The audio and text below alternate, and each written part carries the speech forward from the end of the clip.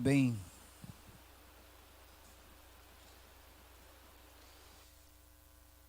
Hoje é a terceira semana que nós estamos falando sobre segredos da prosperidade bíblica do povo judeu. Nós dizíamos desde nosso primeiro encontro que apesar da nação de Israel ser muito pequena, ela é praticamente o tamanho do nosso estado do Sergipe. Israel cabe dentro de Sergipe. Quem já teve a oportunidade de conhecer Sergipe, sabe que você atravessa aquele estado num dia, tanto de norte a sul, como de leste a oeste. Como eu estive lá e comprovei, dá para atravessar num dia, passando por praticamente todas as cidades. Assim é Israel, uma nação pequeníssima. E esta nação pequena corresponde a 0,1% da população, 0,1% da população mundial. Então, judeus correspondem a 0,1% de toda a população mundial. No entanto, 10 a 12%, 10 a 20%, melhor dizendo, de todas as pessoas milionárias e bilionárias do mundo são judeus.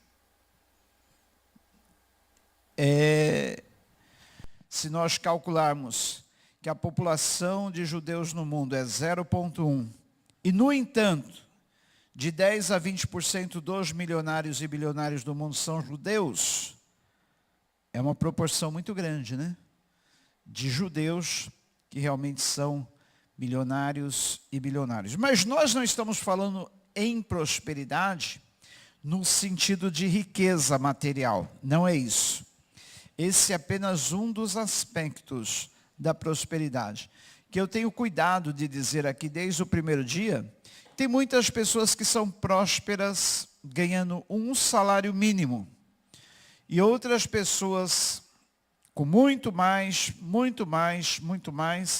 não têm prosperidade, não têm qualidade de vida, não têm bom êxito na vida, ok? E como já dizia o ditado, existem pessoas que são tão pobres, mas tão pobres que só têm dinheiro. Então, ter dinheiro não significa ser próspero. E o contrário também é verdade. Não ter muito dinheiro não significa que a pessoa não seja próspera. E um dos erros da chamada teologia da prosperidade é achar que quem não tem muito dinheiro é porque não é abençoado. E aqueles que têm muito são abençoados. Não, este é um erro. Ter muito dinheiro não é sinal da bênção divina. Mas aquela pessoa que é próspera, que tem bom êxito em tudo, esse pode ter certeza que é uma pessoa abençoada e agraciada por Deus. Amém? Bom, queridos, uma palestrante judia, falando sobre o bom êxito da nação de Israel, ela atribui o bom êxito, o sucesso da nação de Israel ao conhecimento. Mas por quê? Eu comecei a pensar, analisar, descobri que ela tem razão. Porque o conhecimento do povo judeu é uma coisa tremenda. E por que eles adquiriram tanto conhecimento? Porque eles foram obrigados a adquirir conhecimento. Ora, uma nação que no início da sua formação esteve escravizada no Egito por 430 anos. Depois peregrinou 40 anos no deserto. Depois de um tempo, quando já estavam estabelecidos na sua terra, foram exilados na Babilônia por 70 anos. Na época da Segunda Grande Guerra Mundial, eles foram exterminados em cerca de 6 milhões da sua população. Peregrinaram por terras estrangeiras e só voltaram a ser uma nação constituída oficialmente no ano de 1948. Então é uma nação praticamente bem jovem, bem nova. No entanto, queridos, pasmem, 50% de todos os prêmios chamado Nobel são de judeus. 50% dos grandes nomes que conquistam o prêmio Nobel, seja na área da medicina, ciência, artes, comunicação, são judeus. Por quê? Eles, devido às circunstâncias às quais eles foram submetidos, tiveram que adquirir conhecimento. Ora, um povo vivendo em terras áridas, 70% do território de Israel é deserto. O que eles precisariam para sobreviver naquelas condições? Conhecimento. Daí eles conseguiram descobrir inventar muitos e muitos equipamentos, por exemplo, para tornar a água do mar em água potável, através da dessalinização, através da técnica de irrigação, chamada gotejamento, e outras técnicas, eles conseguem, se vocês virem, prestarem atenção naqueles vídeos que nós temos passado sobre Israel, vocês podem ver que a gente anda, como o pessoal que vai integrar a caravana aí, e depois tem uma boa notícia sobre a caravana, o pessoal que vai integrar a caravana vai perceber que você anda quilômetros e quilômetros pela estrada, e você vê flores de um lado e de outro, dos mais diferentes tipos e espécies. Como pode, numa terra seca, florescer daquele jeito? Eles têm um sistema de irrigação, queridos. Onde você passa, que tem um canteiro, você vê uma mangueirinha toda furadinha, e aquela mangueirinha toda furadinha vai fazendo com que as plantas sejam irrigadas constantemente, através da técnica do gotejamento. Gotículas de água vão irrigando aquela plantação diariamente, constantemente. Então está aí, queridos, uma prova de que é possível fazer o deserto florescer. Em Isaías 35, uma promessa de Deus diz que o deserto floresceria. Olha só, se você abrir lá, olha só que interessante esta profecia de Isaías, que me veio agora à mente. Não sei se o microfone está muito baixo, está um som um pouquinho abafado, não sei se tem condições de deixar um peso a mais na voz. Não sei se vocês estão ouvindo bem aí, se está bem claro. Eu estou sentindo a minha voz meio presa. Diz assim, olha, Isaías 35. O deserto e a terra ressequida se regozijarão. O ermo exultará e florescerá como a tulipa, e romperá em flores, mostrará grande regozijo, e cantará de alegria. A glória do Líbano lhe será dada, como também o resplendor do Carmelo e de Sarom. Verão a glória do Senhor, o resplendor do nosso Deus. Aqui fala do resplendor do Carmelo. Vocês viram no vídeo de domingo passado como são lindos os jardins que circundam o Monte Carmelo em sua subida. Coisa linda demais, né? Então, olha, é um florescimento assim sobrenatural. Obrigado, agora sim. Agora eu estou sentindo minha voz mais solta. Estava com a voz presa, não queria sair nesse microfone. Agora sim. Então, queridos, tudo isso, graças ao todo esse conhecimento, graças à necessidade. Gravem bem isso, queridos. Necessidade tem a ver com conhecimento. Dificuldade tem ligação com conhecimento. Circunstâncias que você atribui à sua vida, difíceis, situações complicadas, vão te trazer conhecimento. Porque é uma necessidade. Quando nós estamos numa situação difícil, o que nós precisamos buscar para sair daquela situação difícil? Conhecimento. Diz que os grandes empreendimentos da vida surgiram através de dificuldade na vida das pessoas. A pessoa passou por uma dificuldade, aí teve que usar a criatividade. Passou por uma crise, usou a criatividade. Porque se você tirar a palavra S, a letra S da palavra crise, fica crie. É nas maiores dificuldades que as pessoas têm inspiração para criar coisas, descobrir, empreender. Olha só que interessante. Então, queridos, conhecimento tem a ver com dificuldade. De tanto Israel passar por dificuldades, ter que extrair água do deserto, ter que sobreviver aos ataques dos inimigos, ter que se defender. Porque hoje, os maiores equipamentos de segurança do mundo são inventados em Israel. Porque eles tiveram necessidade de se defender. E a necessidade de se defender fez com que eles adquirissem conhecimento para inventar os equipamentos da mais alta tecnologia em defesa. Por exemplo, eles têm aqueles Iron Drones que aplacam os mísseis em pleno ar. Então, o país vizinho ali manda um míssil para a terra deles, o míssil é aplacado no próprio ar, como se fosse um escudo de metal, um escudo de ferro no ar, aplacando aquele míssil. Eles tiveram que inventar isso por quê? Por causa da necessidade, muitos inimigos, muitas guerras. Então, olha, os maiores equipamentos na área médico-hospitalar são inventados em Israel. Porque eles não tinham apoio de outras nações, precisavam criar o seu próprio sistema médico-hospitalar. Se você pegar o seu smartphone, a maioria das peças que estão aí dentro do smartphone foram inventadas em Israel.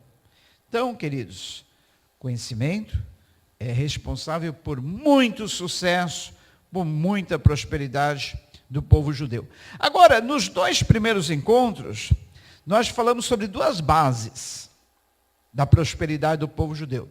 A primeira, que é a excelência, que eu fiz questão de colocar como primeiro, e a segunda, que poderia ser colocada como primeira, é a obediência aos princípios bíblicos. Mas por que eu falei da excelência primeiro? Porque até para você meditar, refletir, obedecer, aplicar os conhecimentos da palavra de Deus na tua vida, você precisa de excelência, não precisa? Excelência o que é? É fazer tudo bem feito, tudo da melhor forma. Então não adianta eu simplesmente ler a Bíblia, ler a palavra de qualquer jeito, com pressa, correndo, e não meditar com excelência, aplicando cada ensinamento da palavra de Deus na minha vida. Por isso que eu fiz questão de falar primeiro sobre a excelência e depois sobre a obediência à palavra e aos princípios bíblicos, que é a base. O mais importante de tudo, que é realmente o segredo da prosperidade do povo judeu, obediência, amor, dedicação à palavra de Deus. O próprio salmista Davi, no Salmo 119, versículo 79, diz: ó, quanto amo a tua lei! É a minha meditação todos os dias. A Josué o Senhor falou, no capítulo 1, versículo 9, não te mandei eu, esforça-te, tem bom ânimo. Medita no livro da palavra da lei, dia e noite, e faze tudo conforme está escrito. Só assim prosperarás e irá bem em todas as coisas. Salmo 1 diz, bem-aventurado, feliz, mais do que feliz, felizardo, hiper feliz, é o homem que não anda no conselho dos ímpios, não se detém no caminho dos pecadores, nem se detém na roda dos escarnecedores. Antes, o seu prazer está na lei do Senhor, e na sua lei medita dia e noite. Pois esse varão será como a árvore plantada junto a ribeiros de águas, que não receia quando vem o calor, mas as suas folhas ficam sempre verdes, mesmo no ano da sequidão. Esse varão que medita na palavra dia e noite é como árvore plantada às correntes das águas, sempre irá bem, e tudo o que ele fizer prosperará. Pelo contrário, não são assim os ímpios, mas são como a moinha que o vento espalha. Por isso não sobreviverão na congregação dos justos. Então, queridos, olha só. Amor, dedicação, zelo no estudo da palavra de Deus, na reflexão da Bíblia, são bases. Lembra que nós falamos domingo passado, naquela pregação sobre Elias vencendo os profetas no Monte Carmelo? Lembra que eu falei que após Elias vencê-los, fazer fogo cair do céu, ele mandou que matassem aqueles profetas de Baal, que era em número de 400 profetas de Baal e 450 de Azera, que comiam à mesa de Jezabel. O que Elias dá ordem a eles? Matem os profetas de Baal, lá no ribeiro de Quizon, lá no riacho de Quizon. Hoje em dia a gente tem que tomar cuidado para falar isso, principalmente sair na internet, porque o povo vai achar que a Bíblia está mandando matar. Não é isso. Aquele tempo era outra coisa, era outra dispensação, era outra situação. Hoje a Bíblia não manda matar ninguém. Mas aí tem para nós um paralelo, que a espada daquele tempo, hoje, é a palavra de Deus, queridos. Então, palavra neles. Era isso que Deus estava. Se Deus fosse hoje, falasse isso hoje, não ia falar, matem os profetas de Baal a espada, lá no riacho de Quizon. Não. É, palavra neles. Vença eles através da palavra, que é a espada. Nos nossos dias, essa é a espada, a palavra de Deus. Entenderam, queridos? Então, o que a lição de Elias nos traz? Não adianta somente ter o fogo, é necessário ter a espada, a palavra de Deus. Que o fogo caiu lá no Monte Carmelo, mas a espada cortou lá no ribeiro de Quizon, lá no vale, que vocês viram ali, o vale do Megido. O riacho de Quizon passava ali por baixo, e ali a espada comeu solto. Então, é necessário fogo do céu, mas palavra também, espada. Senão a vitória não é completa.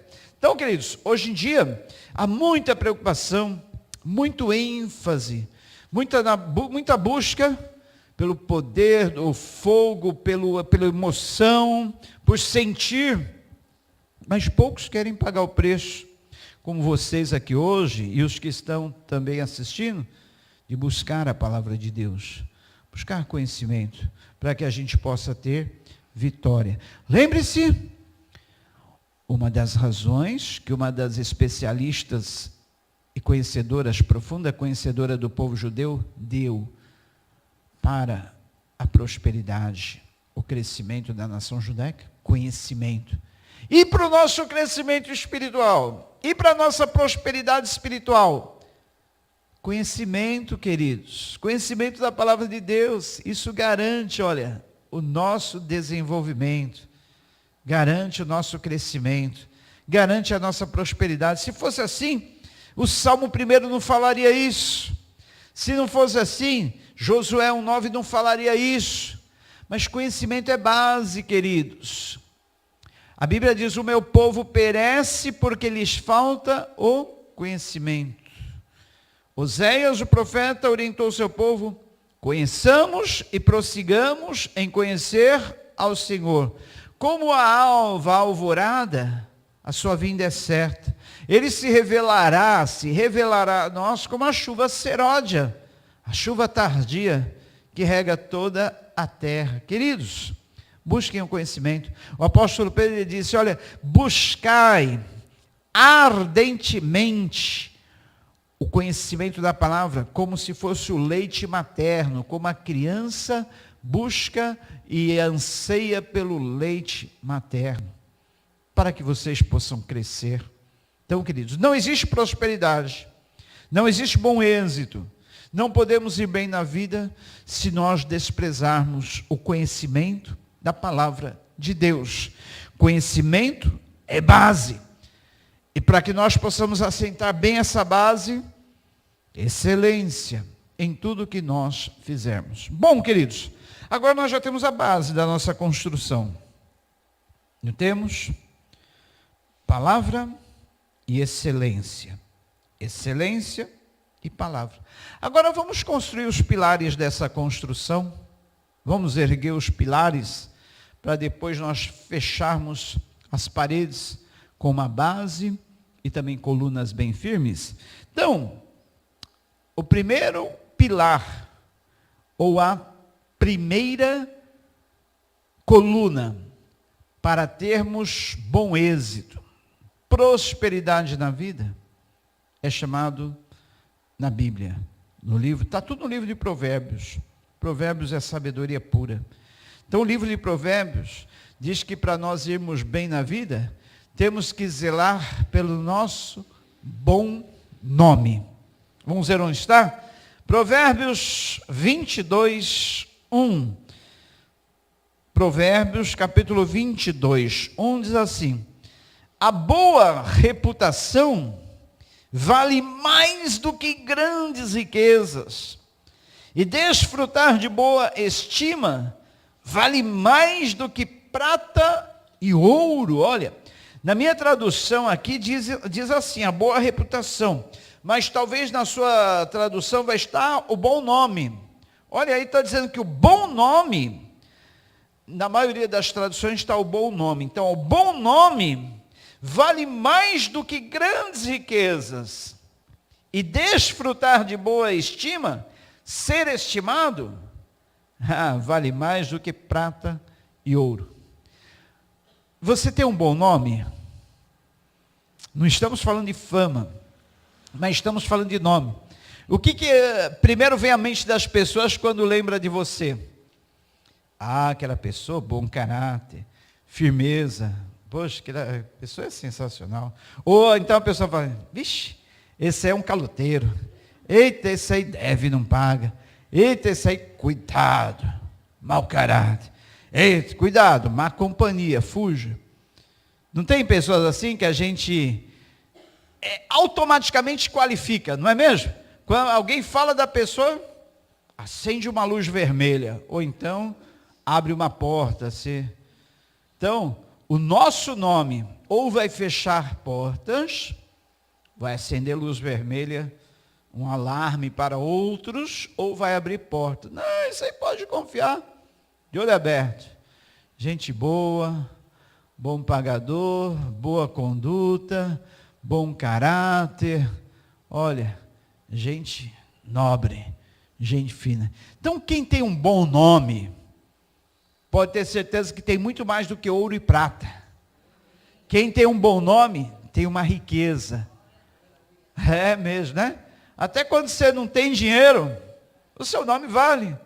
Você vai ali na venda da esquina, o pessoal fala, não tem problema não, pode levar, depois você traz que eu sei que você paga. Olha, não é por nada, eu estou aqui nesse Itapema há mais de 30 anos. Qualquer estabelecimento comercial que eu for aí, se de repente eu chegar lá e esqueci minha carteira, esqueci meu cartão, eles falam, pode levar, pastor, que a gente conhece, a gente sabe que você vai pagar. Qualquer lugar que eu compro aí, pode ter certeza que eu tenho esse crédito. Por quê? São 33 anos zelando pelo bom nome, né? Para nunca comprar alguma coisa e ficar devendo e não pagar. Então é importante. O bom nome vale muito mais do que riqueza.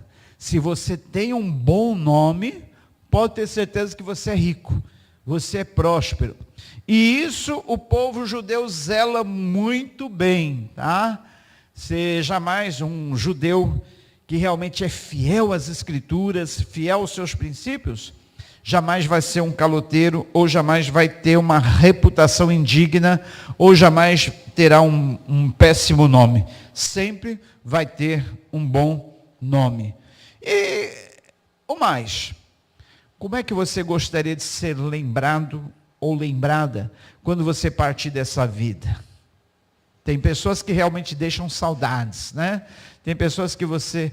Aliás, a maioria das pessoas depois que morre se torna bom, né? Pode ser o pior sujeito, mas você vai no velório e você só vê as pessoas. Era uma boa pessoa. Mas tem realmente pessoas que deixam uma marca positiva. Outros, né? Já nem gostam de ser, as pessoas nem gostam de lembrar porque realmente deixaram alguma marca negativa. Mas vamos lá. Segundo pilar, ou a segunda coluna. é chamado de mentoria ou aconselhamento. Os judeus prezam muito pela mentoria, pelo aconselhamento. Se eles vão empreender alguma coisa, eles buscam conselhos. Isso é bíblico. Provérbios 15, 22. Provérbios 15, 22, o que está escrito lá? Olha quanta sabedoria no livro de Provérbios, hein? Provérbios 15, 22 diz assim: os planos fracassam por falta de conselho, mas são bem-sucedidos quando há muitos conselheiros. Talvez na tua tradução esteja: na multidão de conselhos está a sabedoria, não é assim? Então, olha, mas isso quer dizer exatamente isso aqui, ó. Os planos fracassam por falta de conselho, mas são bem-sucedidos quando há muitos conselheiros. E isso também depende de com quem você vai pedir conselho. Com quem você pede conselho quando você tem algo a fazer, a decidir, a empreender? É claro que você vai procurar um especialista naquela área, né? Se você quer investir seu dinheiro de alguma forma sólida, rentável, você vai procurar quem? Um especialista nessa área. Se você está com problemas na área conjugal, matrimonial, você não vai se abrir para aquela sua amiga, para aquele seu amigo, né, que talvez não vai ajudar em nada e vai piorar a situação. Vai procurar alguém que seja uma pessoa idônea ou idônea para te dar um conselho naquela área. Em tudo, queridos, em tudo, em todas as áreas da vida, seja qual for a nossa necessidade de conselho, temos que buscar em quem realmente possa nos ajudar. O judeu é assim: se ele vai empreender algum negócio, mas ele não tem experiência daquilo, ele busca, por exemplo, um rapaz novo, ele diz para o pai: olha pai, eu queria abrir uma avícola. Aí o pai dele vai dizer: mas você entende de aves? Comércio de aves, avícola? Não. Olha, filho, eu também não entendo. Mas vamos procurar o seu José, o seu Yosef, lá da outra esquina, ou da outra cidade, que ele tem experiência nessa área. E ele vai nos dizer, ele vai nos falar sobre o que é termos uma avícola, se realmente é um bom negócio ou não. Aí pai e filho vão até outra cidade, na casa do senhor Yosef, para perguntar: olha, a gente soube que uma certa época o senhor tinha uma avícola, como que é o negócio de vender aves? E assim eles vão procurando buscar conselhos de quem pode realmente lhes ajudar. Uma estatística mostrou que o Brasil é o país que mais empreende em todo o mundo. Empreendimentos, pequenos negócios, ou pequenas empresas, ou grandes empresas. É o país que as pessoas mais abrem novos negócios. País de empreendedores. Legal. Mas também é o país que as pessoas mais fecham negócios abertos. Devia ser por causa da proporção. Se é o país que mais empreende, mais abre negócio, é o país que mais fecha, mais quebra, é porque se é o país que mais fecha, mais quebra, é porque empreende mais. Mas não, a proporção está em desigualdade com outras nações que empreendem menos, fecham menos. Há uma desigualdade. Então, há muito empreendedorismo, mas sem sabedoria, sem buscar conhecimento. Vocês sabiam que 90% dos milionários, bilionários, que ganharam prêmios em loteria, Loto Fácil, concursos, e até mesmo esses programas televisivos aí que pagam uma fortuna para o vencedor, tipo esses reality shows. Você sabia que 90% das pessoas que um dia ficaram milionárias assim, ganhando fortunas da noite para o dia, 90% se tornaram pobres novamente em pouco tempo? A maioria.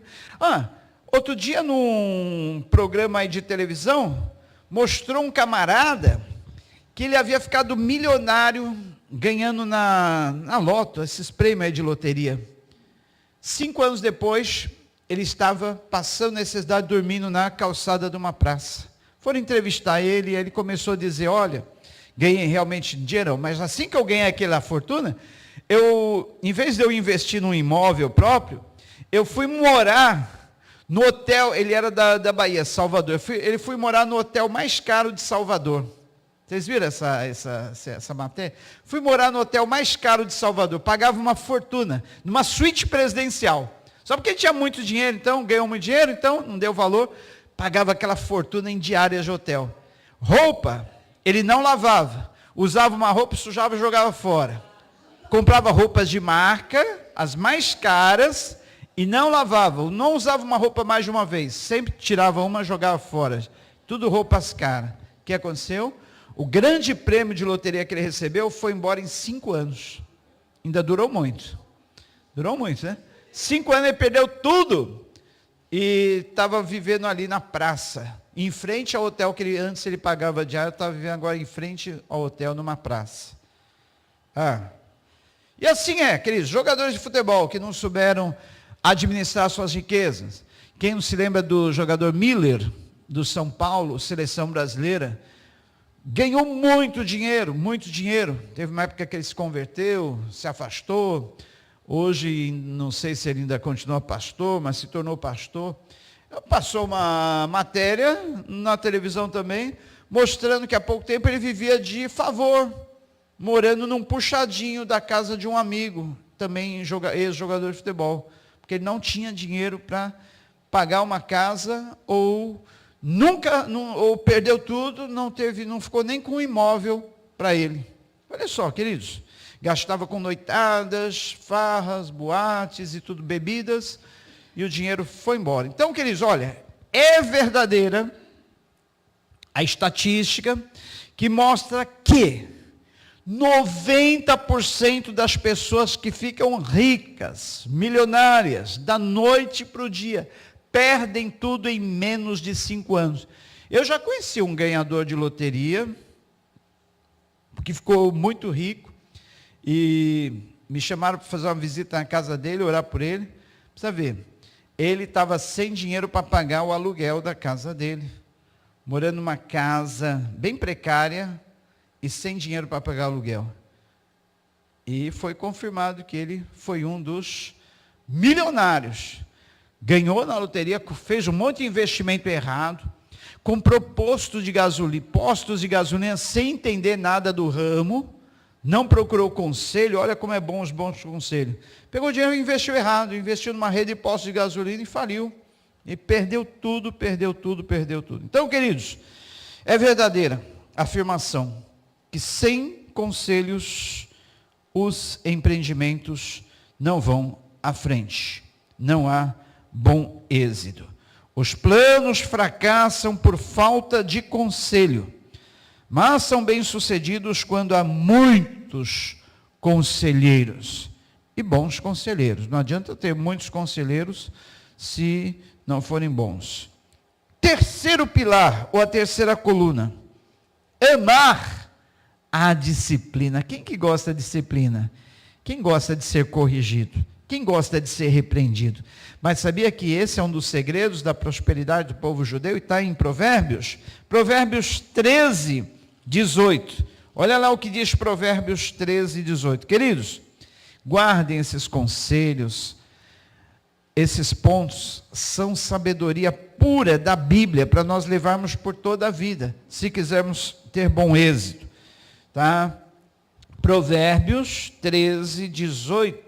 Olha o que diz: quem despreza a disciplina cai na pobreza e na vergonha, mas quem acolhe a repreensão recebe tratamento honroso. Olha só, você não imaginava, né? Que um dos segredos da prosperidade é amar a disciplina, amar a repreensão. Porque muita gente não gosta.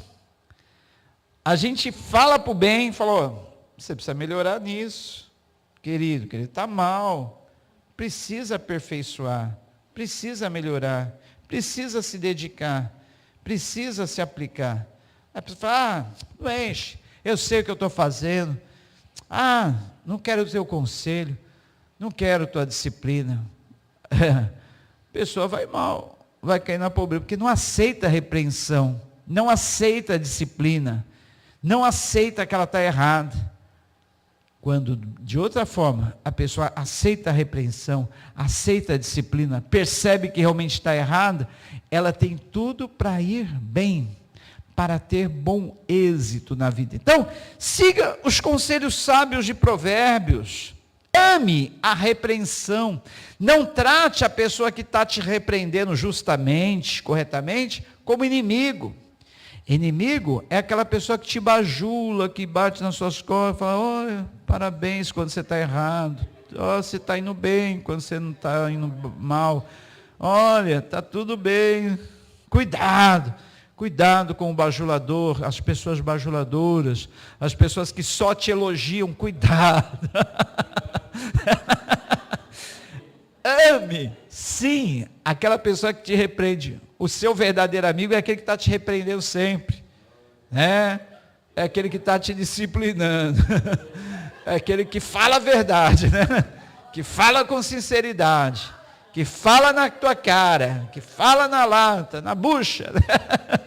Então valorize essas pessoas, valorize que são verdadeiros amigos, tá? Não somente o bajulador. Muito bom, queridos.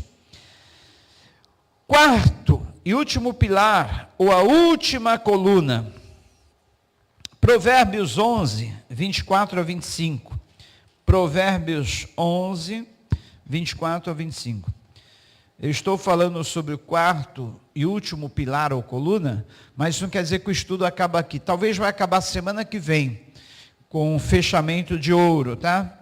Mas o quarto pilar ou quarta coluna para a gente fechar aí a nossa construção, aliás, deixar a nossa construção já preparada para receber o teto, as paredes, é Provérbios 11, 24 e 25, falando das bases e agora falando das colunas. Depois vem o fechamento, fechar as paredes e cobrir então o telhado, tá? Mas Provérbios 11, 24 a 25 diz assim, ó, quem dê generosamente e vê aumentar as suas riquezas. Outros retêm o que deveriam dar, e cai na pobreza. O generoso prosperará. Quem dá alívio aos outros, alívio receberá. Vou ler de novo, olha. Quem dê generosamente e vê aumentar as suas riquezas. Outros retêm o que deveriam dar e caem na pobreza. O generoso prosperará. Quem dá alívio aos outros, alívio receberá. Queridos, nós temos uma cota de Deus. Deus nos dá sempre a nossa provisão, sempre. Só que existem algumas pessoas que recebem um pouco além daquilo que lhes é necessário. Recebem além. Ou até mesmo a gente, vez por outra, recebe algo que é além do que aquilo que a gente está precisando. Por quê? Deus faz isso com um propósito. Porque que para algumas pessoas, elas têm muito mais do que elas precisam. Existe uma razão, existe um motivo. Não é para aquela pessoa reter aquilo que ela tem além do que ela precisa. Deus permitiu nas mãos daquela pessoa ter muito mais além do que ela precisa, para ela poder distribuir, para ela poder dar, para ela poder ser uma provisão para outros. E se a pessoa reter, ela vai empobrecer. Agora, se ela distribui, ela vai receber mais e mais e mais, porque Deus confia que ela vai estar distribuindo. Então, há uma promessa para aquele que não retém além do que ele precisa. É aquela pessoa que guarda sem um objetivo. Quando ela está guardando com um propósito, não. Esse mês tem uma gordurinha aqui, mas eu não vou me desfazer. Eu preciso comprar meu imóvel. Então, enquanto eu não alcançar esse objetivo, isso aqui vai ficar aqui até alcançar. Sabedoria. Mas nós falamos aquelas pessoas que têm, ela já tem 2, 3 imóveis, 4, e está guardando para quê? Para ter mais e mais e mais, reter, para quê? Ou aquelas pessoas que guardam dinheiro, poupam dinheiro a vida inteira, aí quando morre fica tudo aí, tá certo. Depois que morre vai acabar sendo distribuído. Mas não aproveitou a vida, reteve, né? Passou às vezes até necessidade, porque queria guardar, e quando morrer não vai levar nada. Não é verdade? Então, se a pessoa recebe, além do que ela precisa, é para ela distribuir, é para ela dar. Esse é um dos princípios que o povo judeu observa e que faz deles um povo próspero. Generosidade, né? Então, essa palavra aí eu sei que não se aplica a muitos de nós, porque a maioria aqui luta para sobreviver. A maioria de nós aqui lutamos para sobreviver.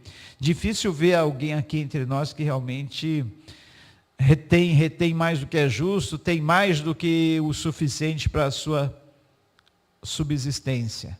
Mas se a gente for aí, olha, entre os grandes milionários do mundo, há uma injustiça. Eles têm e retêm muito mais do que é necessário para eles. E mesmo pagando impostos altos, mesmo fazendo doações, eles ainda retêm muito mais além do que aquilo que lhes é necessário, né? Para que ter 10 grandes mansões? Para que ter dezenas de veículos, jatinhos, tanta coisa, se é muito mais do que a pessoa precisa, muito mais do que a pessoa necessita. Então, os judeus são ricos, são prósperos, a maioria deles, e eles, em sua grande maioria, observam o princípio da generosidade. Então, aí fechamos aí a nossa construção, a estrutura da nossa construção, com a base da excelência e da palavra de Deus, com as colunas do bom nome, dos bons conselhos, de amar a repreensão e cultivar a generosidade. Semana que vem nós vamos fechar essas paredes, cobrir o teto, e aí nós vamos aprender de vez como sermos prósperos através da sabedoria e dos segredos do povo judeu. Amém?